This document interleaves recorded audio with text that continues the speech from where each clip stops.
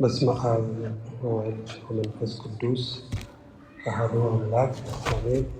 ክቡር አባታችን መላከ ሰላም ቀሲስ ወንድም የዚህ ታላቅ ደብር አስተዳዳሪ ቀሲስ ክቡር አባታችን ነጋ፣ እንዲሁም ከትጉሃን መሪጌታ ዲያቆን ላይካነ ምስጢር ስዩማነ እግዚአብሔር ዲያቆናት አርባና በሰማንያ ቀናችሁ አባት ብላችሁ እንድትጮሁ የልጅነት መንፈስ የተከበራችሁ ምዕመናን ሰላትን ጭምር ወደረንና ባፈቀረን እስከ ሞት ድረስ በታመነልን በአንድ ልጁ በጌታችን በኢየሱስ ክርስቶስ ፍጹም ሰላም እንደምን ቆያችሁ? እንደምን ሰነበታችሁ? አሜን። ያለ የነበረ በዘላለም የሚኖር እግዚአብሔር አብ፣ እግዚአብሔር ወልድ፣ እግዚአብሔር መንፈስ ቅዱስ አንድ አምላክ የልባችን የነፍሳችን ንጉሥ ስሙ የተመሰገነ ይሁን።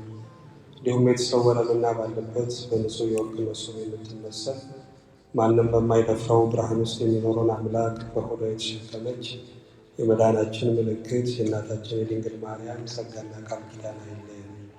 እግዚአብሔር የሰጠን የትምህርታችን ርዕስ የእግዚአብሔር ፊት የሚል ይሆናል። የሐዋርያው የቅዱስ ጳውሎስ መልእክት በሁለተኛ ጢሞቴዎስ ላይ ምዕራፍ 4 ከቁጥር 1 ጀምሮ ያለውን እግዚአብሔርን ቃል ዛሬ ለማየት የምንሞክረው ክፍሉን አንድ ጊዜ ላንብብላችሁ። በእግዚአብሔር ፊት በሕያዋንና በሙታን ሊፈርድ ባለው በጌታ በኢየሱስ ክርስቶስ ፊት በመገለጡና በመንግሥቱ እመክርሃለሁ። ቃሉን ስበክ፣ በጊዜውም አለጊዜውም ጽና፣ ፈጽመህ እየታገስክና እያስተማርክ ዝለፍና ገስጽ፣ ምከርም። ሕይወት የሚገኝበትን ትምህርት የማይታገሱበት ዘመን ይመጣልና፣ ነገር ግን ጆሮቻቸውን የሚያሳክክ ስለሆነ እንደ ገዛ ምኞታቸው ለራሳቸው አስተማሪዎችን ያከማቻሉ። እውነትንም ከመስማት ጆሮቻቸውን ይመልሳሉ፣ ወደ ተረትም ፈቀቅ ይላሉ። አንተ ግን ነገርን ሁሉ በልክ አድርግ፣ መከራን ተቀበል፣ የወንጌልን ሰባኪነት ሥራ አድርግ፣ አገልግሎትህንም ፈጽም ይላል። ስለ ቃሉ የቃሉ ባለቤት አምላካችን እግዚአብሔር የተመሰገነ ይሁን። ይህንን ቃል እያጻፈ ሕያው መንፈስ ቅዱስ ነውና የቃሉን ፍቺ ደግሞ እንዲያብራራልን ጥበቃው በዙሪያችን ማዳን በረከቱ በመካከላችን እንዲሆንልን እግዚአብሔር ተናገረ እኔ ደግሞ ሰማሁ እንድንል ጸጋው እንዲበዛልን ሕልውናው እንዲሰማን ቅዱስ ፈቃዱ ይሆንልን። ርዕሳችን ምንድነው? የእግዚአብሔር ፊት የሚል ነው። እንግዲህ ሐዋርያው ቅዱስ ጳውሎስ ይህንን መልእክት ሲጽፈው ቅዱስ ጳውሎስ በተመቻቸ ቦታ ሆኖ አይደለም፣ በቤተ መንግስቱ ሆኖ ጮማ እየቆረጠ ጠጅ እየጠጣ አይደለም። ይህንን መልእክት ጻፈ። ስለ ኢየሩሳሌም ተስፋ ሰንሰለት ለብሶ ስለ ወንጌሉ፣ ስለ ክርስቶስ፣ ስለ መስቀሉ በእስር ቤት ውስጥ ሆኖ የሞት ፍርድ ተፈርዶበት በጨለማ መካከል ውስጥ ተቀምጦ ነው መልእክቱን ጻፈ። የሚገርማችሁ መቼም እኛ ብዙ ጊዜ ወደ እስር ቤት የምንሄደው ለምንድን ነው ካለ ለማጽናናት ያለ እግዚአብሔር የእስር ዘመንህን አጭር ያደርግልን፣ እግዚአብሔር ነፃ ያውጣ ያስፈታ ለማለት ለማጽናናት ወደ እስር ቤት እንሄዳለን። ቅዱስ ጳውሎስ ግን እስረኛ ቢሆንም በጨለማ ውስጥ የተጣለ ሰው ቢሆንም ያለ አይዞባይ በመንፈስ ቅዱስ ብቻ በርትቶ እስረኛ ቢሆንም በነፃነት የሚመላለሰውን በመንፈስ የወለደውን ልጁን ጢሞቴዎስን ሲመክረው ሲያጽናናው እናያለን። መንፈሳዊ ሰው በመከራ ውስጥ ሆኖ እንኳን የሚያጽናና ልቡ ተሰብሮ የማይቀር ነው። ይህ ብቻ እንዳይመስላችሁ፣ በድጋሚ ሁል ጊዜ በጌታ ደስ ይበላችሁ ይላል ቅዱስ ጳውሎስ። እስረኛው ጳውሎስ ደግሜ ይላለው በጌታ ደስ ይበላችሁ ይላል። አሁን እስር ምን ያስደስታል? ሰንሰለት ምን ያስደስታል? መከራ ምን ያስደስታል? ግን መከራው ጊዜያዊ፣ በረከቱ ዘላለማዊ ስለሆነ የመንፈስ ቅዱስ ደስታ በሁኔታም የሚገታ ስላልሆነ ጳውሎስ እስረኛ ቢሆንም ሲያጽናና እናየዋለን፣ ሲመክር እናየዋለን። በእውነት እንዲህ አይነቱን መንፈሳዊ ማንነት እግዚአብሔር ለሁላችን በቸርነቱ ያድለን። ታዲያ ቅዱስ ጳውሎስ በዚህ መልእክቱ ለልጁ ለጢሞቴዎስ በዋናነት እያለ ያለው ምንድን ነው? ፊት ለፊት መከራ አለ፣ ፈተና አለ። ግን አንተ መሆን ያለብህ ይህንን ነው፣ ማድረግ ያለብህ ይህንን ነው እያለ ምርጫውን ሲያሳስበው ወይም ሲመክረው እናያለን። ብዙ ጊዜ ይለዋለሁ፣ መቼም በዚች ዓለም ላይ 3 ድንኳን የለም፣ ወይም ገለልተኛ ድንኳን የሚባል የለም። ያለው 2 ነው። ብርሃንና ጨለማ፣ ሞትና ሕይወት፣ ጽድቅና ኃጢአት የሚባሉ ሁለት ድንኳኖች ነው ያሉት። ከሁለቱ በአንዱ ግድ ራሳችንን እናገኛለን ወገኖች። ስለዚህ በረከት እያለ መርገምን እንዳንመርጥ፣ ሕይወት እያለ ወደ ሞት እንዳንሄድ፣ ገነት መንግሥተ ሰማያት እያለ ወደ ገሃነም ወደ ሲኦል እንዳንወርድ ሐዋርያው ቅዱስ ጳውሎስ የተሻለውን ምክር በመንፈስ ቅዱስ ተመርቶ ሲመክር እናየዋለን። ታዲያ ምክሩን ሲጀምር በእግዚአብሔር ፊት ብሎ ነው የሚጀምረው። በእግዚአብሔር ፊት በሕያዋንና በሙታን ሊፈርድ ባለው በጌታ በኢየሱስ ክርስቶስ ፊት እያለ ነው ምክሩን የሚጀምረው። የእግዚአብሔር ፊት ምንድን ነው? አሁን በዚህ ትምህርት ውስጥ ለማየት የምንሞክረው ይህ ነው። የእግዚአብሔር ፊት ምንድን ነው ካልን እያንዳንዱን ዘርዝረን መጨረስ አንችልም። እንደ መግቢያ ለትምህርትና ለእውቀት እንደሆነ ግን ተወሰነን ማንሳት እንችላለን። የመጀመሪያው የእግዚአብሔር ፊት የቅድስና ምንጭ። ሰው በቅድስና መኖር የሚችለው የእግዚአብሔርን ፊት ሲያይ ወይም እንዳለ ሲያምን ብቻ ነው ወገኖች። አንዳንድ ሰዎች በተፈጥሮ ጨዋ የሆኑ ሰዎች አሉ፣ በቃ መልካም የሆኑ ሰዎች አሉ። አንዳንድ ሰዎች ደግሞ ሕግ ፈርተው ቅጣት ፈርተው ቁጥብ ሆነው የሚኖሩ ሰዎች አሉ። የማይተቹ ሰዎች አሉ በኑሯቸው። አንዳንዶች ግን እግዚአብሔርን ፈርተው እግዚአብሔርን ፊት ተመልክተው ይህንን ክፉ ነገር ባደርግ የሚጠብቀኝ ቅጣት ነው፣ ይህንን መልካም ስራ ብሰራ የሚጠብቀኝ መልካም ዋጋ ነው ብለው በማሰብ እግዚአብሔርን ፊቱን አይተው በቅድስና የሚኖሩ ሰዎች አሉ። ስለዚህ የእግዚአብሔር ፊት የቅድስና ምንጭ ነው ማለት ነው። ቅዱሳን ሁሉ በቅድስና የሚኖሩት ለምን ይመስላችኋል? አይደለም ንግግራቸው፣ ህይወታቸው እንኳን የተቀደሰው እግዚአብሔር እንደሚያያቸው ስለሚያምኑ ነው። ዮሴፍ የጲጢፋራ ሚስት ለዝሙት ስትጋብዘው ምንድን ነው ያለው? በእግዚአብሔር ፊት ይህንን ኃጢአት እንዴት አድርጋለሁ ነው ያለው። ዛሬ እኛ እግዚአብሔር በሰማይ ነው ሲባል በቃ ሰማያት የሚጋርዱት እየመሰለ፣ ደመና የሚጋርደው እየመሰለ በጨለማ መካከል ሰፈርና መንደር ቀይረን የምንሰራውን ስራ እኮ እግዚአብሔር ያውቃል። እግዚአብሔር የጻድቃንን መንገድ ያውቃል፣ የበደለኞችን መንገድ ትጠፋለች አይደለም? እግዚአብሔር ሁሉን ያውቀዋል። እዚህ እንኳን ቁጭ ብለን የምናስበውን ጥፋትና ተንኮል፣ ቂምና በቀል እግዚአብሔር እኮ ያውቀዋል። ታቦተ ጽዮን በፍልስጤማውያን እጅ የተማረከችው ለምን ይመስላችሁ? በአገልጋዮች ስህተት ነው አይደል? በአፍኒንና በፊናስ እግዚአብሔር የሚያቸው ስላልመሰላቸው በመገናኛው ድንኳን ከሴት ጋር ሁሉ እስከ መተኛት ድረስ ህዝቡ ለእግዚአብሔር የሚሰጠውን መባና አስራት ከዛ ላይም በመስረቁ ሁሉ እግዚአብሔርን ሲያማርሩ ያቺ በእመቤታችን የምትመሰለው ታቦተ ጽዮን ተማርካ ይልቻል። ስለዚህ ዛሬም ቤተክርስቲያን ችግር ውስጥ የምትወድቀው ሀገር የሚበደለው ወገኖች በአገልጋዮች ምክንያት ሊሆን ይችላል። በሀገር ላይ የምናየው ጥላ የአገልጋዮች ጥላ ነው፣ አትጠራጠሩ። አገልጋዮች ዘረኛ ሲሆኑ ሀገር ዘረኛ ይሆናል። አገልጋዮች መልካም ሲሆኑ፣ ትሁታን ሲሆኑ፣ ደግ ሲሆኑ፣ እንደ እግዚአብሔር ቃል ሲኖሩ ሀገር መገለጫዋ ያ ይሆናል ወገኖች። ስለዚህ የእግዚአብሔር ፊቱን ማሰብ በቅድስና እንድንኖር ያደርገናል ወገኖች። ይሄ ብቻ አይደለም፣ እግዚአብሔር ፊት ክብርም ነው። ሙሴን ታስታውሳላችሁ። ኢትዮጵያዊቷን ሴት ሲያገባ አጉረመረሙበት። ማርያምና አሮን ወንድሞች እንዴት ኢትዮጵያዊቷን ሴት ታገባለህ አሉት። በዛ ጊዜ እግዚአብሔር ምንድን ነው? በመካከላችሁ ነቢይ ቢኖር ወይ በህልም ወይም በራእይ ያናግረዋል። ሙሴ ግን እንዲህ አይደለም። ሙሴ እግዚአብሔርን ፊት ያያል። ሙሴ እኔን ቃል በቃል ያነጋግራል። ስለዚህ ባሪያዬ ሙሴን ለመናገር እንዴት ደፈራችሁ አላቸው። አያችሁ፣ በውሳኔያችሁ በምርጫችሁ ሰዎች ሊተቿችሁ ይችላሉ። ግን የእግዚአብሔርን ፊት ካያችሁ ምርጫችሁ ክብር አለው፣ ውሳኔያችሁ ክብር አለው። የሚያጸጽት አይደለም። ውሳኔያችሁ ዋስትና አለው ወገኖች። ስለዚህ እግዚአብሔርን ፊት እዩ። ይሄ ብቻ አይደለም፣ የእውነት ምስክርነትን ምንጭ ነው እግዚአብሔር ፊት። ዛሬ ሰዎች ለምንድን ነው የሚዋሹት? ከእውነት ይልቅ ውሸት ቀማሾች የሆኑት ለምንድን ነው? በሰው ላይ በሐሰት የሚመሰክሩት ለምንድን ነው? 50 ብር፣ 100 ብር፣ 200 ብር አይተው የማይገባ ምስክርነት የሚመሰክሩት ለምንድን ነው? እውነትን የሚረግጡት ለምንድን ነው? ወደ እግዚአብሔር ፊት ማየት ስላልቻሉ ነው። ነቢዩ ኤልያስን ባስታውሳችሁ ኤልያስ በአክዓብ ፊት ቆሞ ምንድን ያለው? በአንደኛ ነገሥት ምዕራፍ 17 ቁጥር 1 ላይ እንደው ንጉሥ ሆይ 1000 ዓመት ንገስ ብሎታል።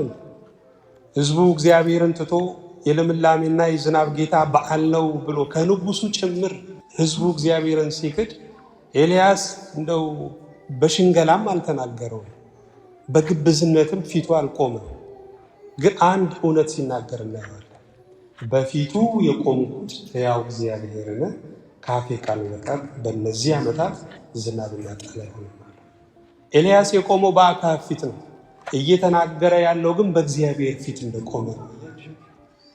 ስለዚህ በእግዚአብሔር ፊት እንደቆምን ካሰብን ከአፋችን የሚወጣው የእውነት ቃል ነው፣ የሽንገላ ቃል አይደለም። ደም አፍሳሽና ሸንጋይ እድሜው ስንት አይሆንም ነው የሚለው። ግማሽ አይሆንም እኮ ይላል። የሰው እድሜው ስንት ነው? 70 እና 80 ነው። ሸንጋይ ከሆነ ግማሽ ላይ ይቆረጣል ማለት ነው።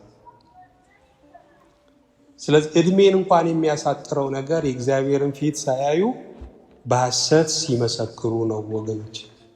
ስለዚህ የእውነት ምስክርነት ምንጭም ነው። ይሄ ብቻ አይደለም፣ ስልጣንም ነው እግዚአብሔር ፊት። ቅዱስ ገብርኤል ለዘካርያስ ምንድን ነው ያለው? እኔ በእግዚአብሔር ፊት የምቆመው ማንም ገብርኤል ነኝ ካለ በኋላ አንደበቱን ዘጋ። ኤልያስም በእግዚአብሔር ፊት እንደቆመ ከተናገረ በኋላ ሰማይን ሲዘጋ እናየዋል። ስለዚህ በእግዚአብሔር ፊት መቆም ትልቅ ስልጣን ነው ወገኖች። በባለስልጣን ሰው ፊት እኮ የሚቆሙ አንዳንድ ሰዎች ባለስልጣኖች ናቸው። በእግዚአብሔር ፊት በጸሎት በምህላ በቅዳሴው በመሐሌቱ በኪዳኑ ስንቆም ባለስልጣኖች እንጂ ተራ ሰዎች አይደለም ወገኖች። እግዚአብሔር ፊት ስልጣን ነው። እንግዲህ ወደ መልእክቱ እንግባ። በእግዚአብሔር ፊት በሕያዋንና በሙታን ሊፈርድ ባለው በጌታ በኢየሱስ ክርስቶስ ፊት ብለው ነው ምክሩን የሚጀምረው። ለምን ቅዱስ ጳውሎስ የእግዚአብሔር ፊት አነሳ? አንዳንድ ወላጆች ካያችሁ ልጆቻቸውን አገልጋዮች፣ ካህናት፣ አባቶች መጥተው ሲመክሯቸው ደስ ይላቸዋል። እንደውም ነው ጨምሮ በመከረልን ይላል። እኔም ስመክርህ ደስ በሚለው በእግዚአብሔር ፊት ነው የምመክርህ እያለው ነው ቅዱስ ጳውሎስ። ወገኖች እኛ ብቻ በእግዚአብሔር የምንደሰት እንዳይመስላችሁ፣ እግዚአብሔርም እኮ በእኛ ይደሰታል። ተምረን በእውቀት ጎዳና ስንጓዝ፣ ነግደን ስናተርፍ፣ ትዳሩን ጀምረን ሰላማዊ ጸጥተኛ ሲሆንልን፣ መንፈሳዊ ፍሬ ስናፈራ፣ ይሄ የምንንፏቀቅበትን የሃይማኖት መንገድ በደስታ ሆነን ስንሮጥ፣ 1 2 እያለን የምንለቅመውን መንፈሳዊ ፍሬ በደስታ ሆነን ስናፍስ እግዚአብሔር እኮ ይደሰታል። እግዚአብሔር በሕዝቡ ተደስቷልና ተብሎ ተጽፏል እኮ። እግዚአብሔር በእኛም ይደሰታል፣ እኛ ብቻ አይደለም። አንድ አባወራ ትልቁ ደስታው ምንድነው ካላችሁ፣ ስራ ውሎ ወደ ቤቱ ሲገባ ልጆቹ ስብስብ ብለው ሲያይ ደስ ይለዋል። የእግዚአብሔርም ደስታ የኛ ህብረት ነው፣ የኛ አንድነት፣ የኛ ፍቅር፣ የኛ መረጋጋት እግዚአብሔርን ደስ ያሰኘዋል። የእግዚአብሔር ደስታ ደግሞ ለመኖራችን አቅምና ጉልበት ነው። ስለዚህ ስመክር ደስ በሚለው በእግዚአብሔር ፊት ነው የምመክር ካለ በኋላ በመገለጡና በመንግስቱ መክረሃለሁ። ቅዱስ ጳውሎስ ጢሞቴዎስን ሊመክረው ሲነሳ 2 ነገር ነው ያስታወሰው። የመጀመሪያው ምንድነው? መገለጡ። ሁለተኛውስ መንግስቱ። መገለጡ ምንድነው? እግዚአብሔር ሰው የሆነበት ምስጢር ነው። እንግዲህ አንድ ሰው ከመምከሩ በፊት ለሚመክረው ሰው እነዚህን 2 ነገሮች ማስታወስ አለበት። የመጀመሪያው ምንድነው? ነገሩ መገለጡ። መገለጡ ምንድነው? እግዚአብሔር ሰው የሆነበት ምስጢር። እግዚአብሔር ሰው የሆነበት ምስጢር ደግሞ ምንድነው? ትልቅ ትህትና ነው። ሁሉ ያለው ጌታ ምንም እንደሌለው በበረት ተወለደ እና እኛ የፈለገ ድሆች ብንሆን ምስኪኖች ብንሆን ከመካከላችን በበረት የተወለደ አለ። እግዚአብሔር ግን በበረት ተወለደ ወገኖች። ይሄ ትህትናው እኔ የዋ በልቤም ትሁት ነኝ ብሏል። ጌታ ትሁት ነው። ትህትና የአንገት መሰበር እንዳይመስላችሁ፣ ትህትና የወገብ መሰበር፣ ትህትና የጉልበት መሰበር እንዳይመስላችሁ። ይሄ መገለጫው ሊሆን ይችላል። የትህትና ማረጋገጫው ግን ልብ ነው። ጌታ ትሁት ነው። ስለዚህ እንደው እኔ ምክር አያስፈልገኝም እንዳትል፣ ያለኝ እውቀት በቂ ነው እንዳትል፣ የክርስቶስን ሰው መሆን አስብ፣ ትህትናውን አስብ፣ ዝቅ ማለቱን አስብ። እኛን ለማንሳት መውደቁን አስብ። ሰው ይሄንን መገለጡን ካላሰበ ለምክር እንኳን ብቁ አይሆንም። ዛሬ ለምንድነው ወደ እግዚአብሔር ቤት ብዙ ሰዎች የማይመጡት? እንዲህ ቁጭ ብለው ቃሉን የማይሰሙት በራሳቸው ማስተዋል ስለተደገፉ አይደለም? ያለኝ ነገር ይበቃኛል ስላሉ አይደለም? ግን የቆመ የሚመስለው እንዳይወድቅ ይጠንቀቅ ነው የሚለው ወገኖች። ትሁት መሆን ያስፈልጋል። እኔ አንዳንዴ ይፈራለሁ። እውነቴን ነው የምላቸው። ዛሬ የምንገፋው ዛሬ እንደ ቀላል የምናየውን እግዚአብሔርን ቃል ነገ ዋጋ እንዳያስከፍለን ፈራለሁ። የሚያጽናና ቃል ይናገረን እንጂ ለምን ሙስሊም አይሆንም እስክንል ድረስ ዋጋ እንዳያስከፍለን ፈራለሁ። ስለዚህ እግዚአብሔርን ቃል በክብሩ መያዝ ያስፈልጋል። ይሄንን ውድ የሆነውን ቃሉን ግን ለመስማት ትሁት መሆን ያስፈልጋል። ትህትና ደግሞ መገለጡን ማሰብ ይፈልጋል። ይሄ ብቻ አይደለም፣ መንግስቱንም ሲያሳስብ እናየዋለን ቅዱስ ጳውሎስ። ስለዚህ እኔ ምክርህን ብሰማም ግን መለወጥ አልችልም እንዳትል እግዚአብሔርን መንግስት አስብ። ሁሉን የሚችለውን መንግስቱን፣ ባለስልጣን የሆነውን መንግስቱን፣ እንኳን ንግግሩ እንኳን ቃሉ የእጁ ንቅናቄ ብቻ እንኳን የዙፋኑ ህልውና እንኳን ታሪክን የሚቀይረውን የእግዚአብሔርን መንግስት አስብ እያለ ነው ወገኖች። እግዚአብሔር ይለውጣል። እግዚአብሔር ባለማቋረጥ ስራ ውስጥ ነው እስካልን ድረስ እንለወጣለን እኮ ወገኖች። እኛ ችግሩ መለወጥን አናምንም። አንዴ ሌባ ካሏት ብትቆርብ የማያምኗት እንላለን። ሌብነቱ ቀርቶ ስርቆቱ ቀርቶ ግን እስከ ዛሬ ድረስ በድሮ ማንነታቸው የሚጠሩ የጠላቶቻቸውን ደጅ ለይቅርታ የሚመጡ ግን የተገፉ ብዙ ሰዎች አሉ። ለምን? የሰውን መለወጥ እኛ ስለማናምን። ግን እኛ ትክል ድንጋይ አይደለም፣ እንለወጣለን። ኢየሱስ ክርስቶስ ህይወት ነው እስካለን ድረስ እንለወጣለን። ምክንያቱም ህይወት ማለት ምን ማለት ነው? መንቀሳቀስ ነው አይደለ? ህልውና ማግኘት ነው። እኛም በሱ እስካመንን ድረስ እንንቀሳቀሳለን። በድሮ ማንነታችን በቀደመው ማንነታችንና ተግባራችን አንገኝ። ለምን? የእግዚአብሔር መንግስት ስለሚሰራ ስለሚለውጥ። የእግዚአብሔር መንግስት በስልጣኑ ባይለውጠን ኑሮ በሌላው ላይ የምናየው እብደት እኮ በእኛ ላይ ይሆን ነበር። በሌላው ላይ የምናየው መንቀዥቀዥ በእኛ ላይ እኮ ይሆን ነበር ወገኖች። ስለዚህ መንግስቱን አስብ ብሎ ወደ ምክሩ ይገባል። ምክሩን ስሙ። አሁን ቁጥር 2 ላይ ቃሉን ስበክ፣ በጊዜውም አለጊዜውም ጽና፣ ፈጽመ እየታገስክና እያስተማርክ ዝለፍና ገስጽ ምከርም ይላል። እዚህ ጋር 7 የምክር ቃል ነው የምናገኘው። የመጀመሪያው ምንድነው? ቃሉን ስበክ። ስለዚህ የእግዚአብሔር ቃል ግድ መሰበክ አለበት ወገኖች። እግዚአብሔር ልጆቹን ህዝቡን የሚያገኝበት ቀጥተኛ መንገድ ህልም እንዳይመስላችሁ፣ ታምርም አይደለም፣ ምልክትም አይደለም። እግዚአብሔር ልጆቹን የሚያገኝበት ቀጥተኛ መንገዱ ቃሉ ነው። ቃሉ ነው። ቃሉን የሚተካ ህልም፣ ቃሉን የሚተካ ታምር የለም ወገኖች። እግዚአብሔር ሁል ጊዜ በስፍራው ስራውን የሚሰራው በቃሉ ነው። አንዳንድ ጸጋዎች ካያችሁ ወጣ ገባ ይላሉ። ሁል ጊዜ አጋንንትን ማውጣት ላይኖር ይችላል። በሽተኛን መፈወስ፣ ሙት ማስነሳት ላይኖር ይችላል። ጸጋው ወጣ ገባ ስለሚል፣ ሁል ጊዜ ግን በስፍራው የተሰጠን አንድ ስጦታ አለ። እሱ ምንድነው? ቃሉ የእግዚአብሔር ቃል። የእግዚአብሔር ቃል ልብን ያሳርፋል። የእግዚአብሔር ቃል ሕፃናትን እንኳን ሳይቀር ጠቢባን ያደርጋል። የእግዚአብሔር ቃል ለሞት ቀን እንኳን ሳይቀር ድፍረት ይሆናል። ለሀገር ደህንነት፣ ለቤተ ክርስቲያን ሰላም እግዚአብሔር ቃል እኮ ያስፈልጋል ወገኖች። በማን ላይ ቆመሽ ማንን ታምኛለሽ ይባላል። የቆምንበት እኮ መሰረት እግዚአብሔር ቃል። ፍጥረታት ይላል ዕብራውያን መልእክት ላይ ፍጥረታትን በቃሉ እየደገፈ የሚል እኮ ቃል አለ። አያችሁ፣ ይህ ሁሉ ፍጥረት ለካ በእግዚአብሔር ቃል ነው የተደገፈው። እኛ እንኳን የምንይዘው ይሄ ጃንጥላ የሚባለው ምን አለው? የሚዘረጋም እንደ መቋሚያ ነገር አለው። እሱ ከሌለ መጠቀም አንችልም። ይህንን ሰማይ ካያችሁት ግን ምሰሶ የለውም። ያለ ምሰሶ ሰማይ የቆመው በእግዚአብሔር ቃል ነው። ተራራ እንደ ሰው ቁጭ ያለው በእግዚአብሔር ቃል ነው። ወንዞች ያለማቋረጥ የሚፈሱት በእግዚአብሔር ቃል ነው። እኛ እንኳን ይሄ ጨጓራና ጉበት ድንገት ቦታቸውን እኮ ቢለዋወጡ እውቀቱ አለማወቅ ጤናው በሽታ፣ ሰላሙ እብደት እኮ ይሆናል። የተደገፍነው በማን ቃል ነው? ለይኩን በሚለው በእግዚአብሔር ቃል ነው ወገኖች። ስለዚህ ይህንን የቆምንበትን መሰረት ጠበቅ አድርጎ መያዝ፣ ማስተማር፣ መስበክ ያስፈልጋል። ቃሉን ስበክ፣ በጊዜውም አለጊዜውም ጽና። ምክንያቱም ሰዎች አንዳንድ ጊዜ ልባቸውንም ጆሮአቸውንም ሰጥተው ሊሰሙን ይችላሉ። እነዛው ሰዎች ደግሞ መልሰው ጠላት ሊሆኑ ይችላሉ። የዛሬ ወዳጅ ነገ ጠላት ሊሆን ይችላል። የዛሬ ጠላት ነገ ወዳጅ ሊሆን ይችላል። ዓለም ወላዋይ ነው። ዓለም ዋሾ ነው ወገኖች። ጠዋት ላይ እንደ ባንዲራ ሰቅላ ማታ ላይ የምታወርድ ነች አለ። ጠዋት ላይ ያንበሳ ቆዳ አልብሳ ቅዱስ ቅዱስ ብላ ማታ ላይ ደግሞ የውሻ ቆዳ አልብሳ ርኩስ የምትላት። አፄ ኃይለ ሥላሴ ከቤተ መንግስት ሲወጡ ሌባ ሌባ እየተባሉ ወጡ። ከዛ ምን ተብሎ ተገጠ? ዓለም ዋሾ ዓለም ወላዋይ ጃንሆይ ግቢ ያልነበርሽም ወይ?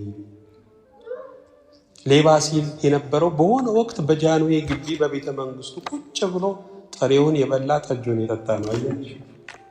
ስለዚህ በዓለም አትደገፉ። በጊዜው አለጊዜው መጽናት ያስፈልጋል ወገኖች። በተለይ አገልግሎት ጽናት ይፈልጋል። ለአገልግል ብላችሁ ስትነሱ ብዙ ፈተና። በራችንን ዘግተን ብንቀመጥ እኮ ምንም አንሆንም። ቃላችንን እኮ ባናሰማ ዝም ብንል ምንም እኮ አንሆንም። ለማገልገል ስንወጣ ግን የእግዚአብሔርን ደጁን ስንከፍት ግን ብዙ ፈተና አለ ወገኖች።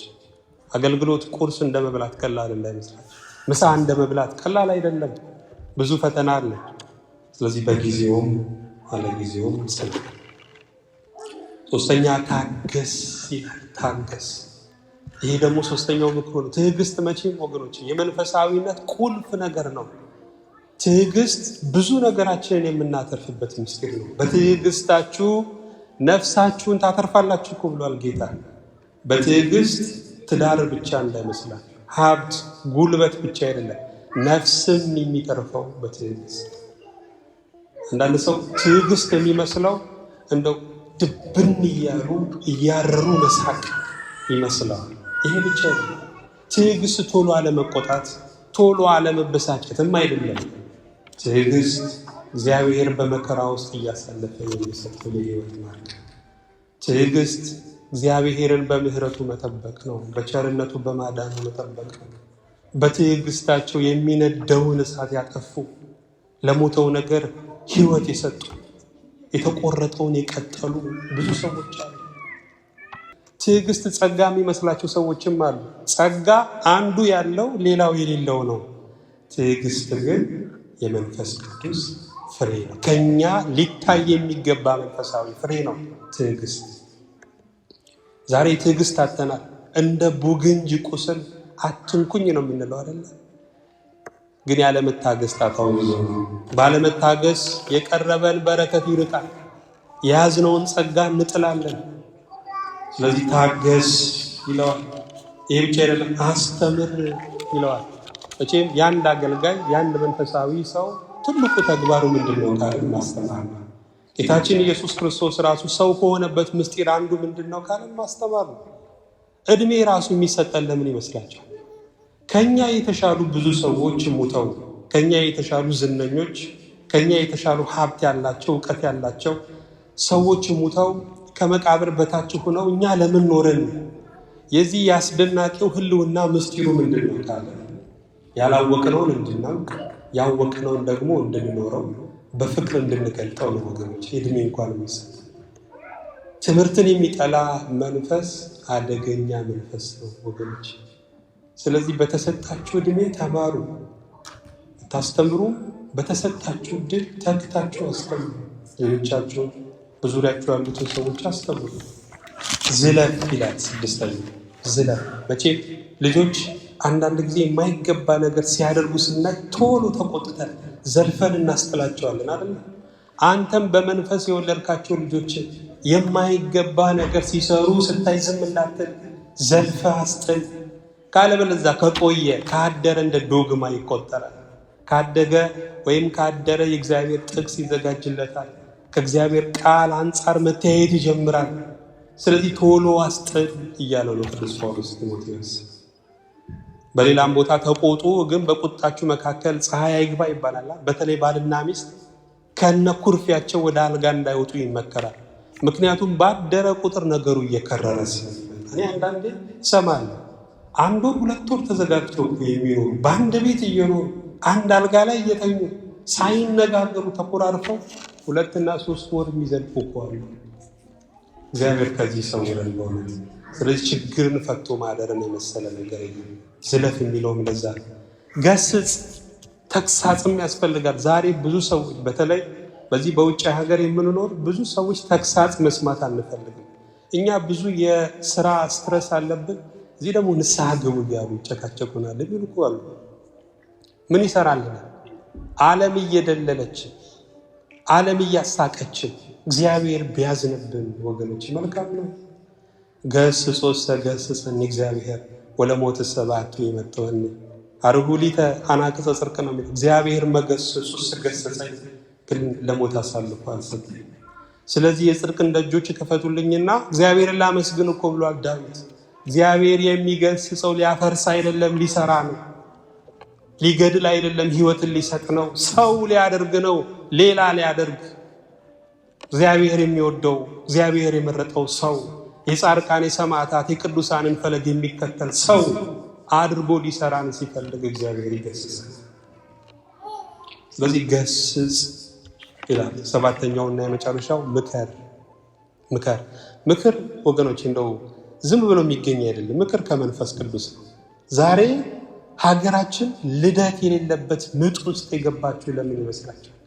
አንድም እኮ መካሪ ስለሌለ። መካሪ ካለ ህይወት ቀላል ነው ይባላል። የሚያጠግብ እንጀራ ከምጣዱ ያስታውቃል ይባላል አይደል? የሚያድግ ሀገር ምልክቱ ምንድነው ካልን መካሪዎች መብዛት። የሚበለጽግ ሰላም የሚሆን የሚደላደል ሀገር ምልክቱ ምንድነው ካልን መካሪዎች መብዛታቸው ነው። ምክር ከመንፈስ ቅዱስ ስለሆነ ይህን ይልና ህይወት የሚገኝበትን ትምህርት የማይታገሱበት ዘመን ይመጣልና አያሳዝንም? ህይወት የሚገኝበት በረከት ያለበት ጸጋ የሚደላደልበት የእግዚአብሔርን ቃልና ትምህርት የሚገፉ ሰዎች መኖራቸው አይገርምም? ቅዱስ ጳውሎስም ተገርሞ ነው ዛሬ ለምንድነው ቤተክርስቲያን የማትመጣው? ለምንድነው ጉባኤ የማትሳተፈው ስንባል ቤዚነን እናገናለን። ግን ኳስ ለማየት በረንዳ ሁሉ እናድራለን። ለምንድነው መጽሐፍ ቅዱስ የማታነበው ስንባል አይኔን ያመኛል። ግን የስፖርት ጋዜጣ ለማንበብ ማጉሊያ መነጽር ሁሉ እንጠቀማለን። የከበረውን ከተዋረደው መለየት ካልቻለ ወገኖች ብዙ ጸጋና በረከት ያመጣናል። የከበረው ይሄ ጉባኤ ነው። እኛ እንደው ስለ ቆላው ዝንብ ለማጥናት አይደለም የተሰባሰብነው። ስለማን የተሰባሰብ? ስለ ህይወት ቃል ነው የተሰባሰብ። ይህንን የማይታገሱበት ዘመን ይመጣል። ነገር ግን ጆሮአቸውን የሚያሳፍቅ ስለሆነ እንደ ገዛ ምኞታቸው ለራሳቸው አስተማሪ ያከማቻሉ። ቶሎ ብዬ ልንገራቸው። ሰዎች ለምንድነው ለራሳቸው አስተማሪ የሚያከማቹት? የመጀመሪያው ከእውነት ይልቅ ለስሜታቸው ስለሚያደሉ ነው። ግን ስሜት ያጅ ነው ወገኖች፣ ጥሎን የሚሄድ ነው። ከኛ ጋር የሚቀረው ምንድነው ካለ እውነቱ። የእግዚአብሔር ቃል ደግሞ ይወዳጃል። የእግዚአብሔር ቃል ወደ ልብ ይጠጋጋል፣ ግን አያዳልልም። እግዚአብሔር ቃል የግንባር ስጋ ነው። ጽድቁን ጽድቅ ኃጢአቱን ኃጢአት የሚል ነው ወገኖች። ስለዚህ ከስሜታችን ይልቅ ለእውነቱ መገዛት አለብን። ይሄ ብቻ አይደለም፣ ትክክል ናችሁ የሚላቸውንም ሰዎች ሲፈልጉ ለራሳቸው አስተማሪ ያከማቻል። በቃ የኛ ቃል ብቻ ነው ትክክል የሚሉ ሰዎች እንኳን የኛ ቃል ካልተፈጸመ ወጡ ይጎመዝዛል የሚሉ አውደ ምሕረቱ አያምርም የሚሉ ብዙ ሰዎች አሉ። ግን የኛ ቃል እግዚአብሔር ቃል አይደለም። ያለው የሚሆንለት እግዚአብሔር ብቻ ነው። እሱ ብሏልና ሆኖ፣ እሱ አዟልና ተፈጠሩ የተባለው ለእግዚአብሔር ነው ብቻ፣ ለሱ ብቻ ነው ወገኖች። ስለዚህ ለእግዚአብሔር ቃል መገዛት ያስፈልጋል። ይህን ካለ በኋላ ቃሉን ሲዘጋ ምን ይላል? እውነትንም ከመስማት ጆሮአቸውን ይመልሳሉና ወደ ተረትን ፈቀቅ ይላሉ።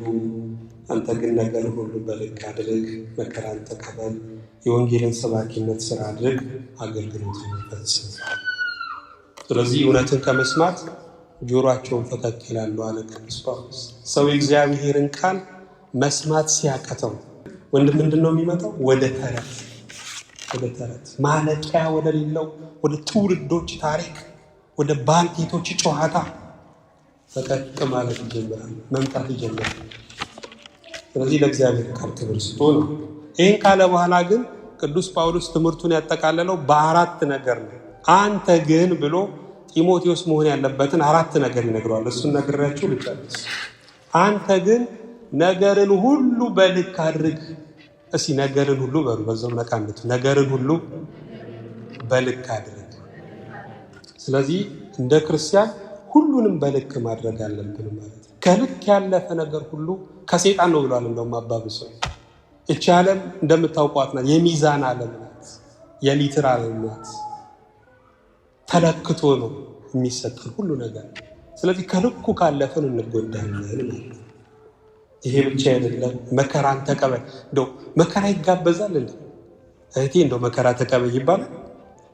ወንድሜ እንደው መከራ ተቀበል ተብሎ መከራ ይጋበዛል? ግን በክርስትና ሕይወት ውስጥ መከራ ስለማይቀር ነው ወገኖች። የፈለገ ስልጣኔው ቢያድግ፣ የፈለገ ርዕዮተ ዓለሙ ከፍ ቢል፣ ዘመናዊነት ቢሰፋ፣ አንድ የማይቀር ነገር አለ። ስለ ክርስቶስ መከራ መቀበል፣ ስለ ወንጌሉ መከራ መቀበል አይቀርም ወገኖች። በዚህ በ22ኛው ክፍለ ዘመን እንኳን በሀገራችን ስለ ቤተ ክርስቲያን ስለ ሃይማኖት የሚወድቁ ሰዎችን እያየን ነው፣ እየሰማን ነው። አንገታቸው እንደ ዶሮ እየተቀነጠሰ፣ ጽንስ እየወጣ ደም እየፈሰሰ፣ ጥፊ የማይገባቸው ሕፃናት በጥይት እየተመቱ፣ ቤተ ክርስቲያን ላይ እሳት እየተለኮሰ፣ ሃይማኖታችን እንደ ደመኛ እያዩት፣ እንደ ጠላት እያዩት፣ የሁሉ መከራ የሚደርሰው ለምንድን ነው ወገኖች? ስለ ስሙ ነው። 50 ካለ በበገሌ አንድም ካለ በበገሌ ያለች ድመት ይባላል። 50 ቢኖር አንድም ቢኖር ድመት ወተት የሚሰጣት ያው በዛው በገሏ ነው። እኛም በየትኛውም ዘመን ብንኖር አንድ የማይቀር ነገር አለ። እሱ ምንድን ነው? መከራ። ቤተክርስቲያን የተመሰረተችው አደጋው ላይ ነው፣ መስቀሉ ላይ ነው። ስለዚህ መከራ አያጣትም፣ መከራ ማያሳልፋት። መከራው ጊዜያዊ፣ የምናገኘው በረከት ግን ዘላለማዊ። የመጣው ችግር ጊዜያዊ፣ የሚመጣው ጌታ ግን ታላቅ የሆነ ስለሆነ ያለ መከራ እንኖርም፣ መከራውም ደግሞ ጥሎን አይቀርም። እግዚአብሔር ስሙ የተመሰገነ ይሁን። መከራችንን ለጥቅም ያደርግልን፣ በሆነ መንግስቱን ለመውረስ ያደርግልን። መከራን ተቀበል፣ የወንጌልን ሰባኪነት ስራ አድርግ። ትልቅ ስራ ምንድን ነው ካላችሁ፣ ወንጌልን መስማት። ዮናስ ስራ ምንድን ነው ሲሉት፣ የብሱንና ባህሩን የፈጠረውን የሰራዊትን አምላክ እግዚአብሔርን አመልካለሁ። ለካ እግዚአብሔርን ማምለክ ትልቅ ስራ ነው። ለካ ቆሞ ወንጌልን መስበክ ትልቅ ስራ ነው። ለካ በእግዚአብሔር ቤት መዘመር፣ ደጁን መጥረግ ለካ ትልቅ ስራ ነው ወገኖች። ስለዚህ በቤተ ክርስቲያን ውስጥ የሆነ ድርሻ ይኖራችሁ። ለምን ደጁን ማጽዳት አይሆንም? ቤቱን መጥረግ ለምን አይሆንም?